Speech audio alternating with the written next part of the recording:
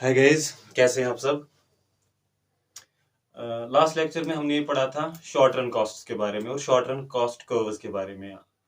इस लेक्चर में हम पढ़ेंगे लॉन्ग रन कॉस्ट्स के बारे में। जैसे हमने रिटर्न्स स्केल पढ़ा था प्रोडक्शन फंक्शन में हमने रिटर्न्स टू स्केल पढ़ा था। हमने क्या पढ़ा था वहां पे, हमने देखा था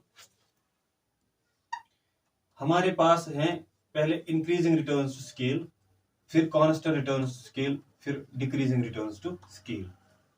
मतलब जो पहले जो हम इनपुट्स को डबल करते हैं तो हमारी जो प्रोडक्शन है मोर देन डबल होती है। अगर इन केस मतलब जिस प्रोपोर्शन में हम इनपुट्स को इंक्रीज करते हैं उससे ज्यादा प्रोपोर्शन में आउटपुट इंक्रीज होता है। कांस्टेंट में सेम प्रोपोर्शन में होता है और डीआरएस में जिस प्रोपोर्शन में हम इनपुट्स इंक्रीज करते हैं उससे कम प्रोपोर्शन में हमारी जो प्रोडक्शन है वो इंक्रीज होती है।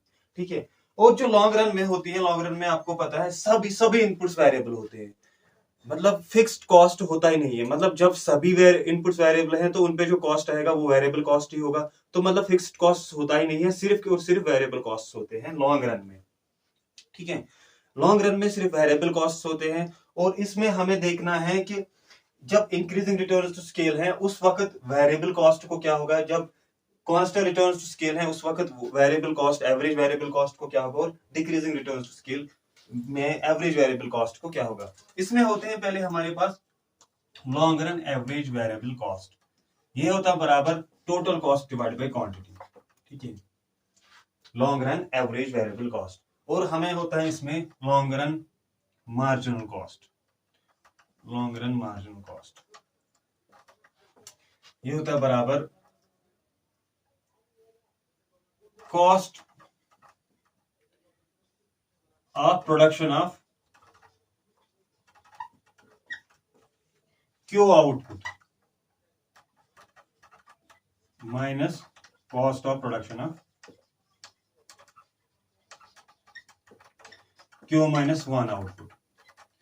मतलब एक extra additional unit product produce करने के लिए हमें कितना कॉस्ट आएगा उसको कहते हैं लॉन्ग रन मार्जिनल कॉस्ट। ठीक है।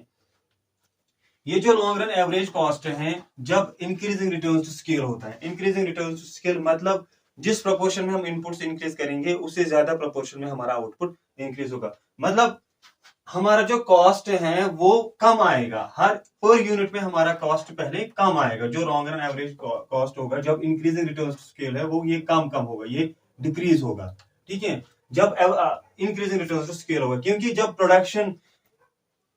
प्रोडक्शन डबल होगा, मतलब जब प्रोडक्शन इंक्रीज होगा more than by the proportion what is increased what we increase the inputs, the proportion by which we increase the inputs, our production increases double than that, sorry, more than that. That means our average cost, long run average cost will decrease first in case of increasing returns to scale. In constant returns to scale it will remain constant, long run average cost, and in decreasing returns to scale it will rise because per unit of output we will per unit of input we will have to put more cost, we will have to bear more cost for per unit of output in case of decreasing returns to scale.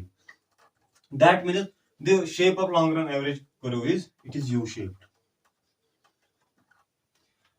If we come to long run marginal cost, first it will decrease. Long run marginal cost it will decrease. It is for a typical firm we see this. For a typical firm we see this. In case of increasing return scale, long run average cost decrease. In case of constant return scale it remains constant, and in case of decreasing return scale long run average cost rises. In case of long run marginal cost for a typical firm, since average cost follows, that means marginal cost will also fall. Because of this fall in marginal cost, average cost will fall. Then this marginal cost rises and this average cost rises, and this marginal cost also rises sharply. Because marginal cost rises, long run marginal cost rises, so the long run average cost rises. So now we will see the shapes of these curves. How in the same graph we will plot the curves of long run marginal cost and long run average cost.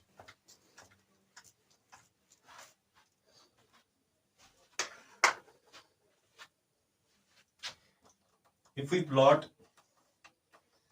output versus cost,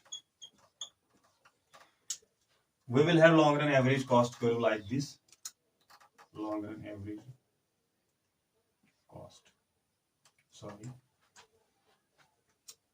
long run average cost, and we will have long run marginal cost like this, because it is falling, because this is falling, and when this is lower than this, long run marginal cost, long run marginal cost, it is because this is lower than long run average cost, the long run average cost falls, the long run marginal cost क्योंकि कम है इससे, इसीलिए long run average cost fall करता है। अगर ये इसके बराबर होता है, इससे ज्यादा होगा, तब long run average cost fall नहीं करता, क्योंकि लॉन्ग रन एवरेज कॉस्ट पहले फॉल करता है, इसी वजह से ये फॉल करता है, क्योंकि लॉन्ग रन मार्जिनल कॉस्ट कम होता है। उसके बाद ये लास्ट पॉइंट पे इसको नीचे से कट करता है, फॉर एग्जांपल क्यू क्वांटिटी पे इसको ये कट करता है, पी कॉस्ट क्यू क्वांटिटी, ठीक है। उसके बाद long run average cost increase होता है, लेकिन ये इंक्रीज इसलिए होता है क्योंकि लॉन्ग रन मार्जिनल कॉस्ट इससे ज्यादा होता है, तब भी long run average cost increase होता है, और लॉन्ग रन मार्जिनल कॉस्ट की कर्व इसको नीचे से काटती है। तो जो सम अप करते हैं, जो मैंने आपको बताया कि लॉन्ग रन में सभी इनपुट्स वेरिएबल होते हैं, इसलिए जो उन पे कॉस्ट होता है वो भी वेरिएबल होता है, मतलब फिक्स्ड कॉस्ट का कंसेप्ट लॉन्ग रन में होता ही नहीं है, ठीक है। और जो लॉन्ग रन में होते हैं, लॉन्ग रन हमारे पास होते हैं लॉन्ग रन एवरेज कॉस्ट और long run marginal cost. Long run average cost हमें मिलता है long run average cost total cost divided by quantity, या अगर आप टोटल कॉस्ट निकालेंगे, लॉन्ग रन एवरेज कॉस्ट को मल्टीप्लाई करेंगे क्वांटिटी से, टोटल कॉस्ट निकलेगा। इसी तरह लॉन्ग रन मार्जिनल कॉस्ट हमें मिलेगा cost of production of Q unit minus Q unit minus production cost of production of Q minus 1 unit, मतलब एक एडिशनल यूनिट को प्रोड्यूस करने के लिए कितना हमें कॉस्ट बढ़ेगा, उसको इन द लॉन्ग रन उसको कहते हैं लॉन्ग रन मार्जिनल कॉस्ट। इन कर्व्स की शेप कुछ ऐसी है, दोनों के कर्व्स यू शेप्ड हैं, लेकिन जो लॉन्ग रन मार्जिनल कॉस्ट पहले लॉन्ग रन एवरेज कॉस्ट से नीचे रहते हैं, जिसकी वजह से long run average cost fall करता है, मिनिमम पे पहुंचता है लॉन्ग रन एवरेज कॉस्ट, उसके बाद long run average cost rise करते हैं। क्यों करता है? क्योंकि long run marginal cost increase होता है। To the left of Q we will have long run average cost falling, since long run marginal cost is falling and it is less than long run average cost at every point, and to the right of q we will have long run average cost rising, because long run marginal cost is rising sharply and it is at every point more than long run average cost. Hope today's lecture you have understood. In case any difficulty, you can go through again this lecture, video lecture, how you have been through this production costs. You can comment and take care. Bye. Keep growing.